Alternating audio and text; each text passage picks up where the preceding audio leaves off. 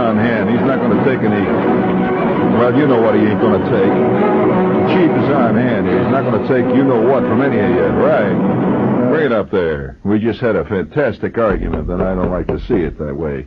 Do you realize that right now there is brewing in this city an unbelievable potential philosophical and psychological explosion which could happen by this fall that would just cause terrible problems to many people, and among them Nick, you. That's right. I suppose a lot of the innocent people out there don't realize that it is conceivable, and not only conceivable, but there are some people who are putting money on it, like, say, several well-known bookies in Las Vegas, right, Jerry? That the next World Series could very well be between the New York Yankees and the Dodgers.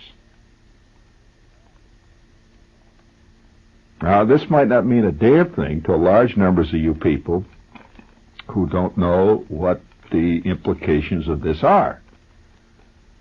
But there's going to be some real bad arguments in this town, and there's going to be hard feelings which are not going to... Well, the last World Series that the Yankees involved themselves in this, in the modern era, the last World Series, the Yankees played whom? That is correct. So that let's say the emotional ramifications were not there. They played St. Louis and lost in 7 games, I hope you know. Right. They did lose, but barely. And I might say also it was an exciting World Series. If you recall a World Series, do you remember that it was an exciting series? Yes, I remember who ended one game out here at the stadium with a shot down the left field line into the lower deck for a home run with the bases loaded.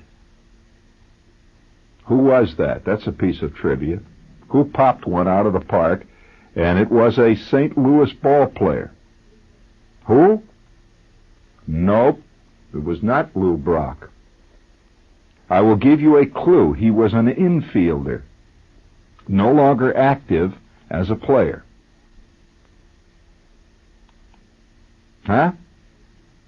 No, it was not Shane Deeds.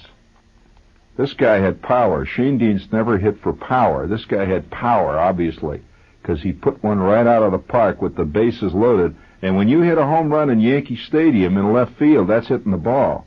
He put one right out.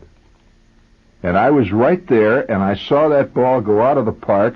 In fact, I was standing right with, I was with, of all people at the time, I was with Phil Rizzuto. And Rizzuto was sitting up in the press box. I was up in the press box. And I was sitting right next to him, and the minute that he swung, the minute that, an old ball player like Rizzuto has these instincts, the minute that he swung, Rizzuto said, "It's out of here." And the next expression was, "Holy cow." Huh? Who? Yeah, there you go. That is correct. Ken Boyer. Yes, indeed. He put one right out of the park. And was it an exciting moment? And who did he hit that home run off of? Who? Nope. You're just wildly guessing. That would never have happened off of him. This guy was famous for throwing a home run ball.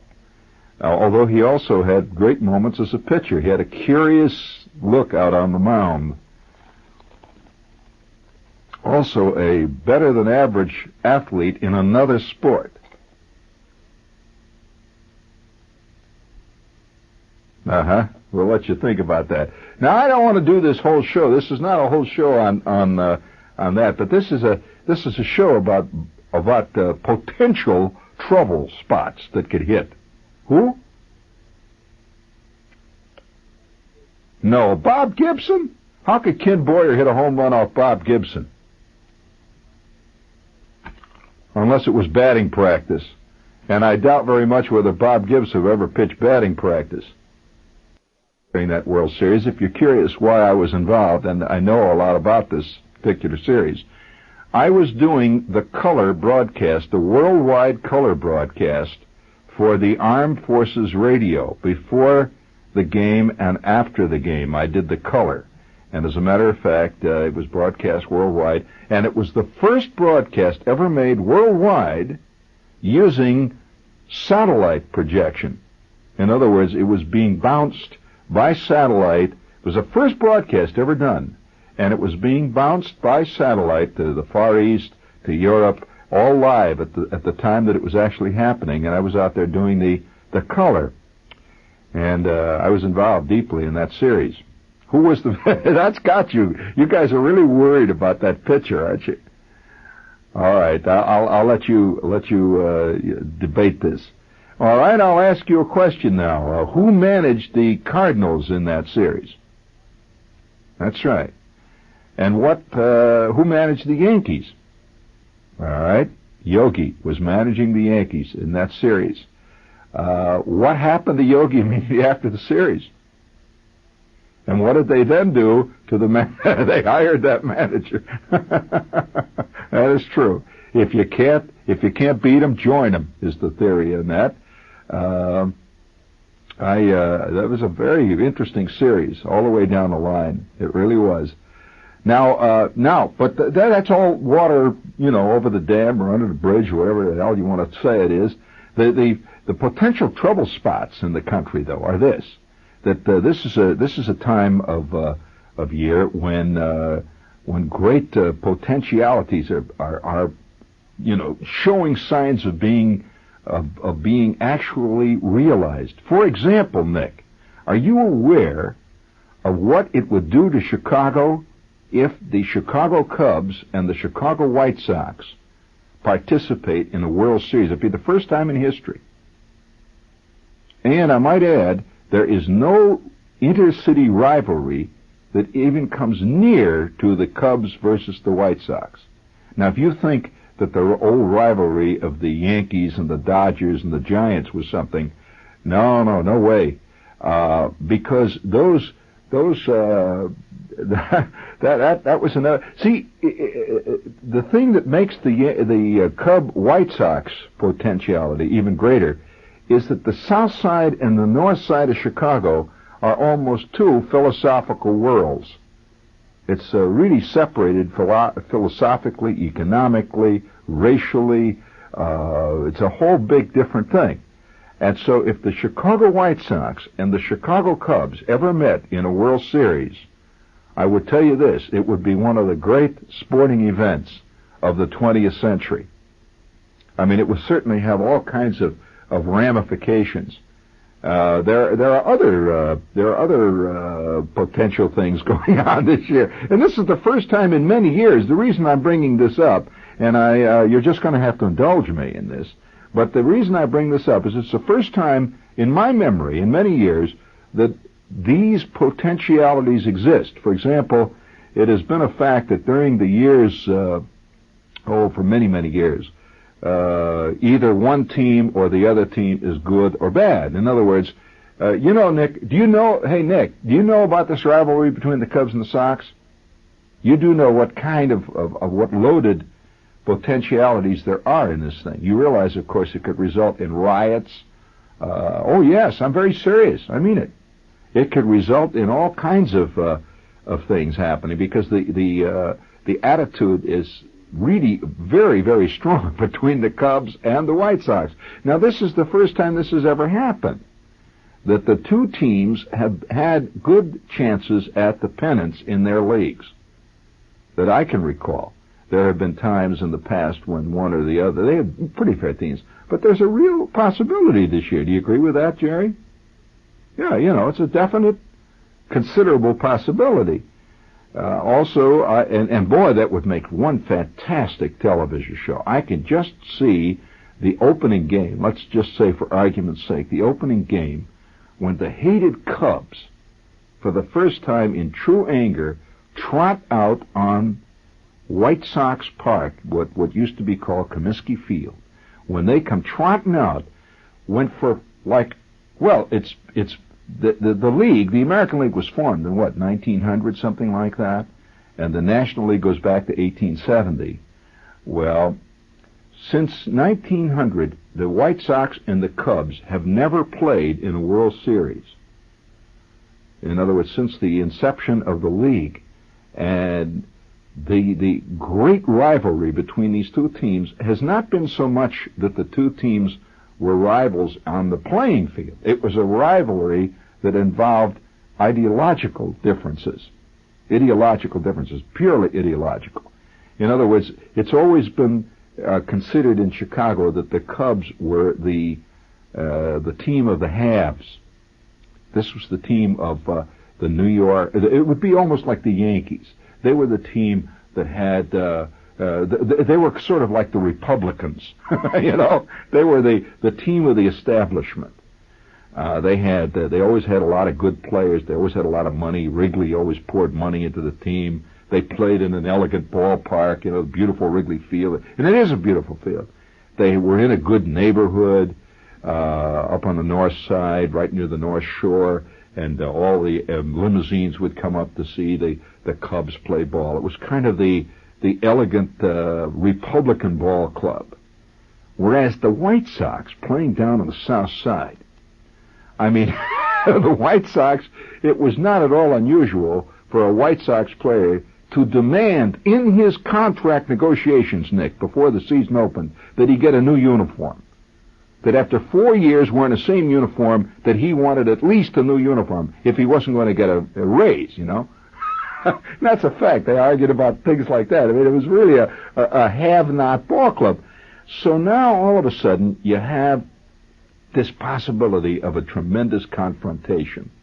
And I would also say, too, that this is the first year ever, I suspect, that there is a remote, it is however remote, possibility of the Yankees and the Mets having a World Series.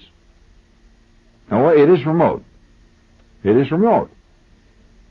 Well, it was remote in 1969, or what is it? Was it 68 or 69 that the Mets won the pennant? 69, right? They weren't much better off that year at this time than they are now. No, it's the truth. They were about the same. So there is a possibility. And here we have it. Can you imagine what kind of a series that would be? The Yankees and the Mets. You agree that would be a bloody series? And that the town would be split? I mean, fights would break out on the A train. I mean, it would really be an exciting series, and I see the possibility this year of three different possible situations that could involve real rivalries. As a matter of fact, there's a possibility that the Giants could win. You agree with that? Possibility that the Giants could be out here playing a World Series for the first time against, they're up against, say, the Yankees. Again, on the other hand, the incredible possibility still exists. Playing, could very well be playing the Houston Astros. I mean, baseball being what it is. Now, I'll tell you, and I haven't done much baseball this year on my show, but I want to tell you something about the kind of rivalries that are involved that you as a New Yorker may not be aware of. I think the New Yorker is very much aware of the fact that there have been great rivalries in the past between, say, the Dodgers and the Yankees and the Giants. Of course, naturally, living in New York, you'd be very aware of those. But you wouldn't be aware of the rivalries between other clubs, particularly, that are almost historic. You know some of the most fantastic battles I've ever seen. I'm talking about in the stands. Actually in the stands, that occurred when one of the great rivalries out in the Midwest, when this club would show up, there would be practically they'd have to double the police force, for example, on certain bad Sundays, like say the July 4th Sunday, if this club was coming into town, and the two teams were, say, a half a game separated in their race for fifth place. which was very... Who were those two teams? One of them was the White Sox. Who do you think was the great rival of the White Sox? You're going to automatically say the Yankees. And I'm going to say, no, that's not true. The Yankees, of course, were everybody's rivals during those periods. And so everybody hated to see, and at the same time loved to see the Yankees coming to town. What was the traditional, and still remains, the traditional rival of the White Sox within their league? And they used to really have bad times out there. And the teams were quite similar at times, and both teams had pretty exciting ball clubs from time to time, especially the other one. And that's what drove the White Sox fans right up a wall, because these guys actually went on to win the pennant a couple of times, which really bugged the White Sox fans. And they were rooting for them to lose. Who was it? Well, I'll tell you. No, not Cleveland. Detroit. Well, stop and think about it. These are two these are two cities, and a lot of the natives of Chicago, you see, had come from Detroit, as they call it out there, Detroit. A lot of natives have come from Detroit to work in the steel mills of Chicago, because they were also assembly line workers and stuff from Detroit, and vice versa. A lot of Chicagoans would go to Chicago. You go to Detroit, they'd worked in mills and one thing and another, and so it was natural when you got out of work that you go up to Detroit, which is only a few hundred miles. After all, Detroit is quite close to Chicago. So they'd go up and get a job. So there were great numbers of White Sox fans in Detroit and great numbers of Detroit fans in Chicago. So when Detroit would come to town, you'd see split right down through the middle, there would be this great roaring crowd that were all Detroit fans, and they would usually sit in their own sections. They get these, and many Detroiters would make it their thing for the weekend to drive down to Chicago to see the game. They were living in Detroit. So the park would be like 1/3 Detroit fans and 2/3 Chicago fans. And they were bitter. I mean, really bitter. Wild, fantastic events would break out. And I remember sitting in the stands, I'm a kid, when I saw a really great scene occur. The old man never missed Detroit when Detroit would come to town. He was born a White Sox fan the way many people are born Catholics. Here in New York, many people are born either Orthodox or Reformed Jews, right? Well, my old man was born a White Sox fan, and that was his religion. And he believed in the White Sox, and he was constantly disillusioned by his religion, just the way many other religionists are disillusioned by theirs, Nick. You realize the same things were going on. He measured good and evil by what was happening to the White Sox. And his pope, if you're curious who his pope was, he had a pope, and it was Jimmy Dykes, who was at that time, when I was a little kid, was managing the White Sox.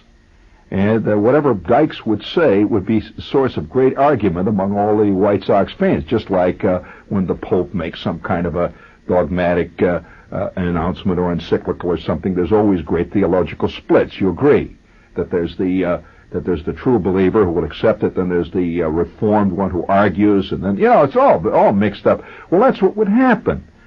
Jimmy Dykes would say something like, well, we had to trade him. It looked like he wasn't going to come around.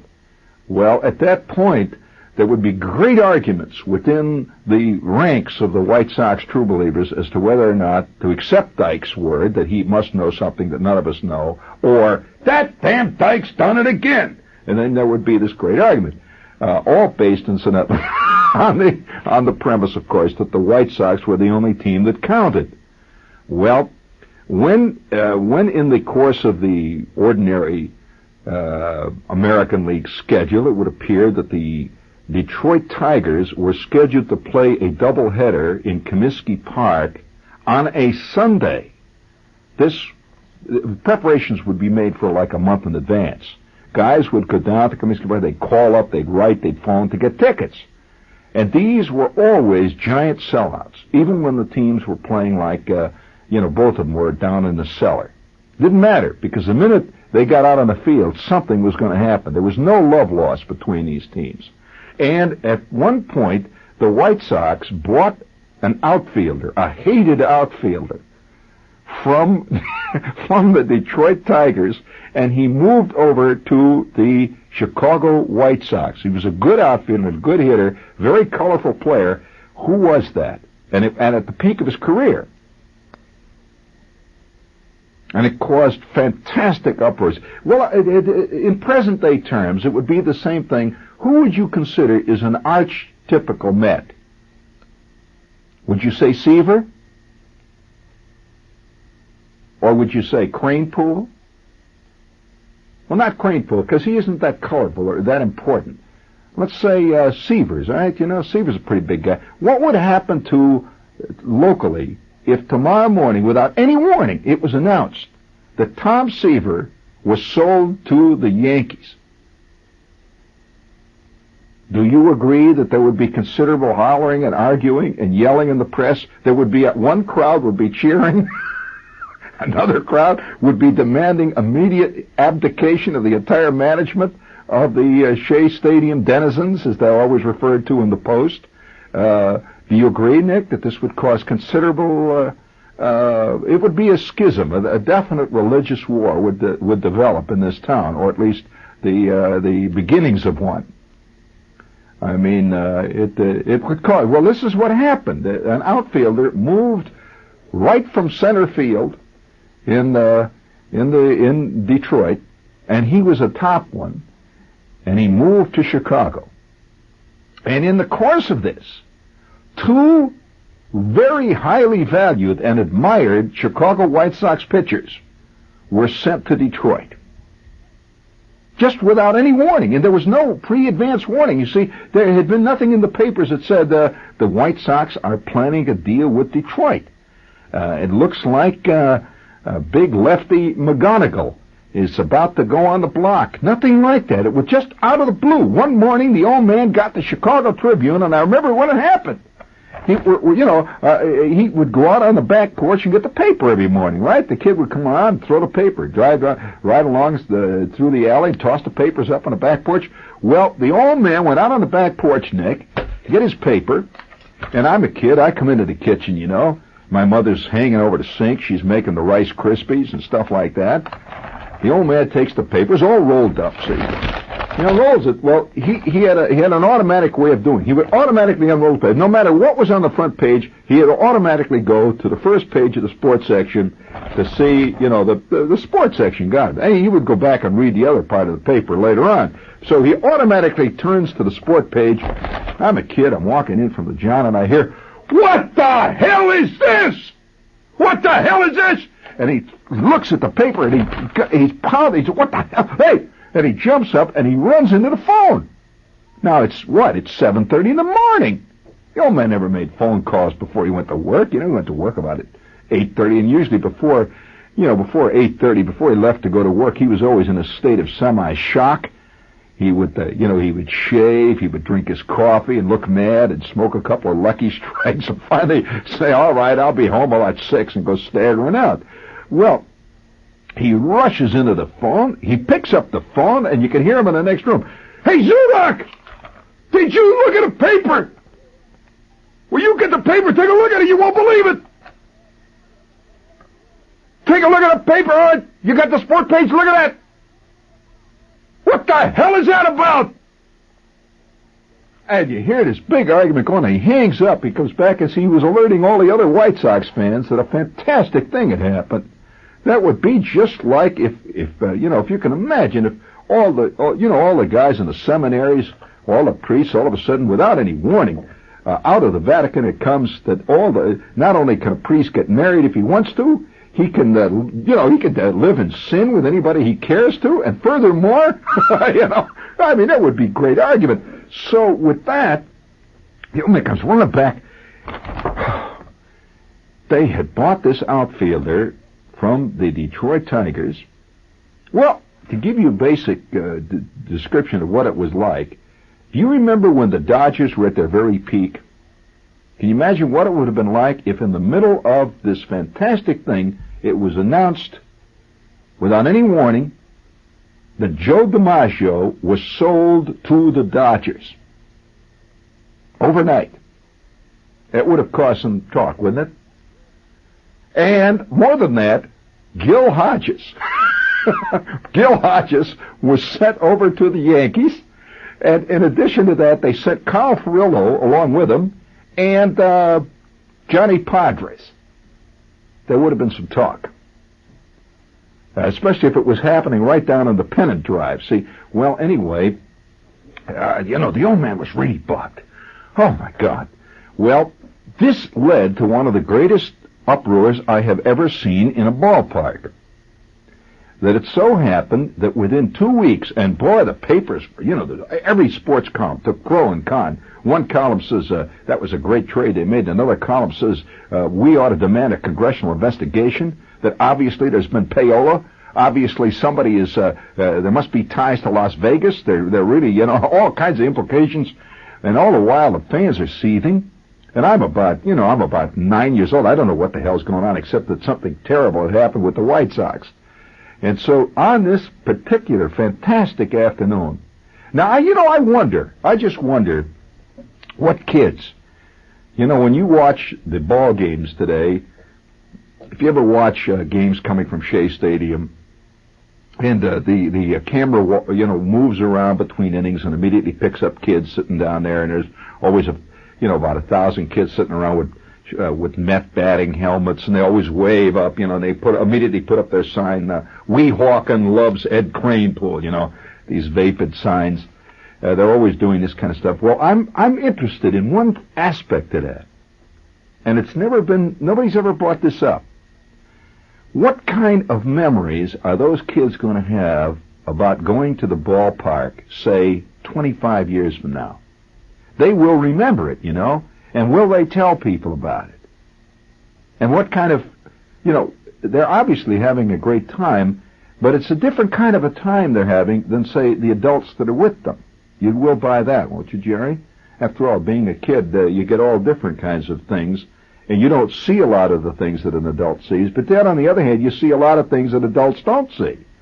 So, 25 years from now, there's going to be guys sitting around, I'll never forget, going out to Shea, and me and my friend Aki, back in them days, I was living in Plainfield, and all of us, we were in this Cub Scout troop, and I'll never forget, we had this Little League ball team, and one time they decided they were all going to go out to Shea, and and he'll tell this whole story. Say, well, in a sense, this is exactly what I'm doing, because everybody is always getting memories as he goes along through life, and don't confuse this at all with nostalgia. It's the fact that kids sitting at Shea right now, or at the Yankee Stadium, or wherever they might be going, are perceiving a lot of things about an event, and it's an event that's a great big event. There may be 40,000 people there. And there aren't many times in your life when you're sitting in the middle of, say, 75,000 people or 40,000 people, and your old man is involved, So we went out on the Sunday, and the old man had gotten tickets to this Detroit doubleheader. And it was right after this big trade.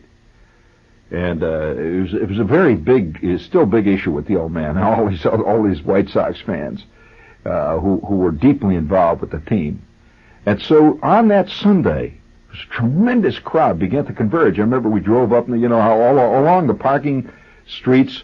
Well, it's just like in the Bronx today. As you drive along, there's always kids out there waving a paper. All right, come on, park here, let's go. $1 for parking in the ball game. And there was guys watching the cars and all that stuff. So we drove into a lot the old man always used. He had a regular lot he would drive into, see. So he drives in, there's this kid, and then we drive the olds in. We pile out, and we join this fantastic throng. Me and my kid brother and my mother and the old man.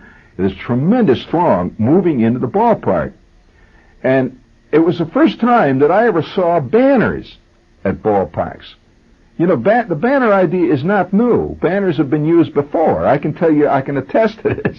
And people were carrying great big flags and stuff. You know, the old man was hollering, you know, everybody was, all these White Sox fans are moving in there, and it was a very different feeling than I had ever seen before. You know, usually when you go into a ballpark, everybody's, you know, they're happy, they're walking around buying scorecards and, you know, buying an ice cream cone and a beer before the game. No way, man. This crowd was moving in there with a purpose. You know, you had a vague feeling like you were going to some kind of a vast demonstration. Now, I had never been to anything like this.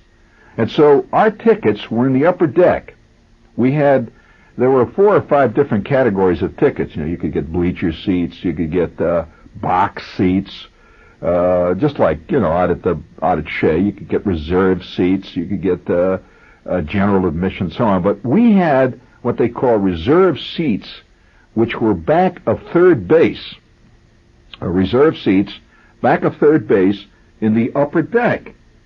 Now, you could look right down into the first base dugout from where we were sitting, but you couldn't look into the third base dugout because you were above it, so you could just see the top of the dugout down there below there.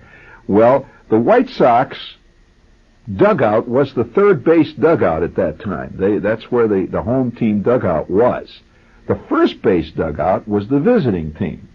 And so we're looking down into the visiting team dugout, so we could see all these Detroit Tigers walking around down there. Well, we got into the seats. See, well, right away, as soon as we get into the seats, the old man orders a beer. You know, the crowd is moving in. We're about 20 minutes early, and a couple of groundskeepers are out there, and already the fans are beginning to holler.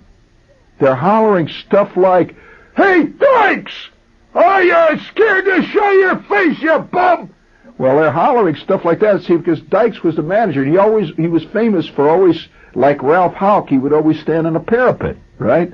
So, you know, no, Dykes doesn't show. Well, the crowd is hollering, and one by one you could see ball players coming in down into the Detroit dugout. Well, then, as the time got closer to the ball game time, it was quite obvious. I mean, it was one of the biggest crowds I've ever seen in a ballpark. As a matter of fact, do you remember when they used to have things called field crowds?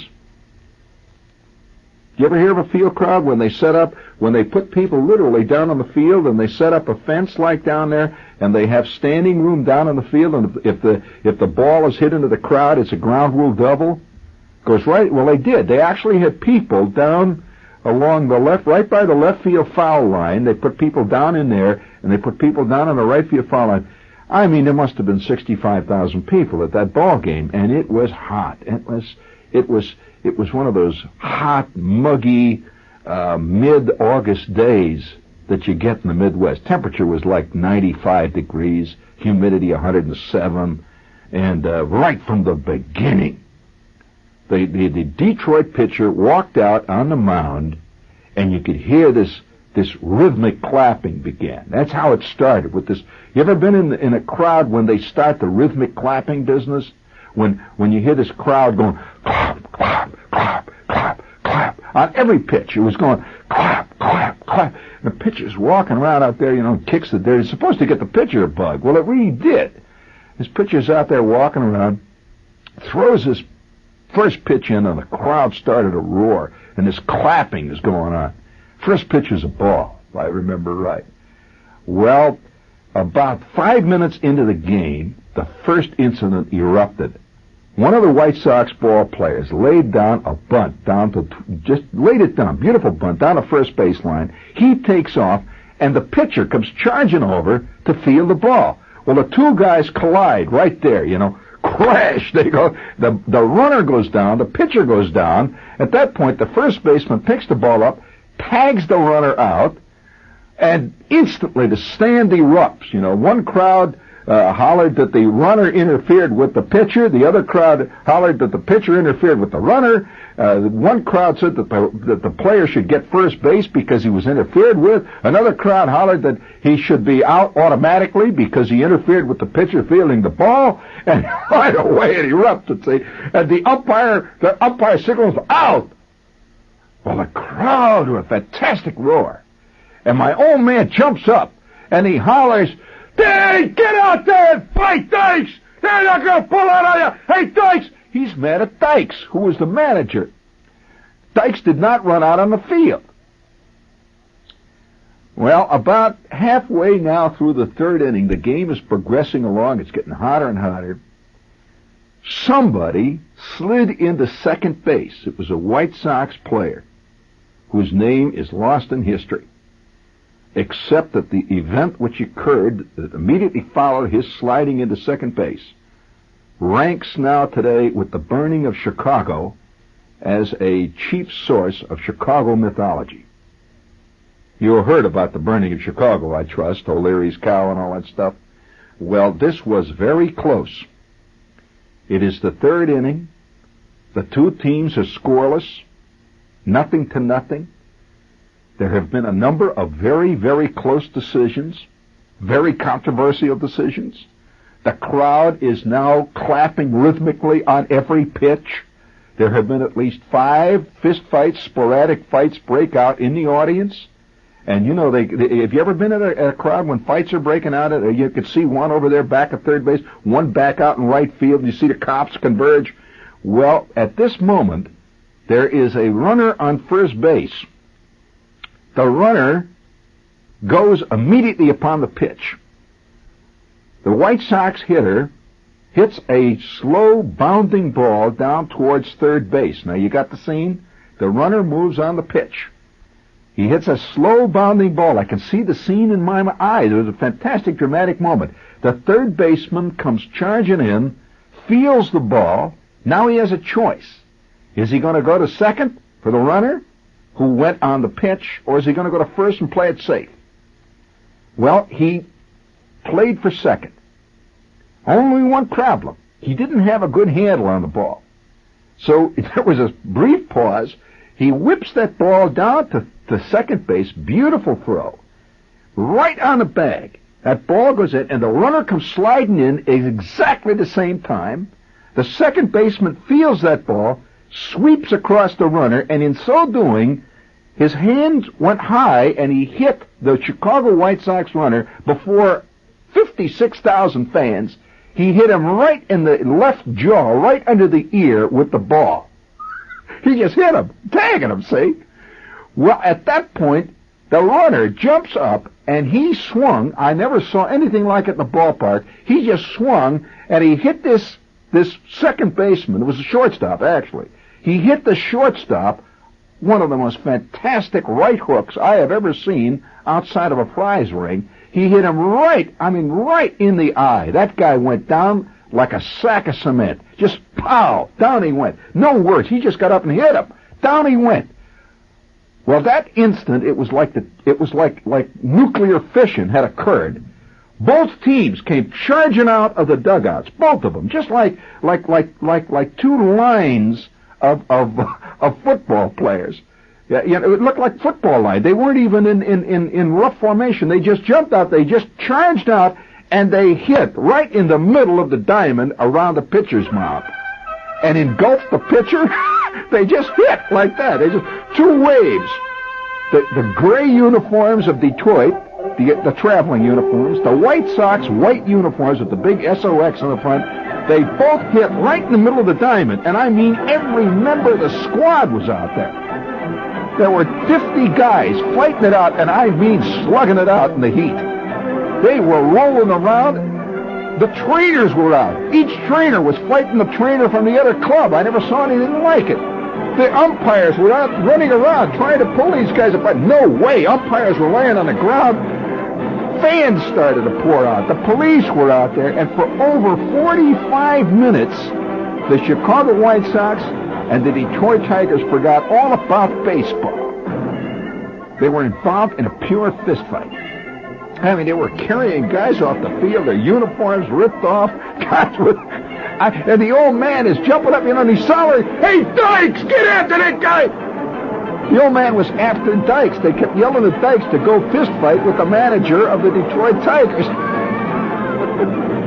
So all I got to say, friends, is the following.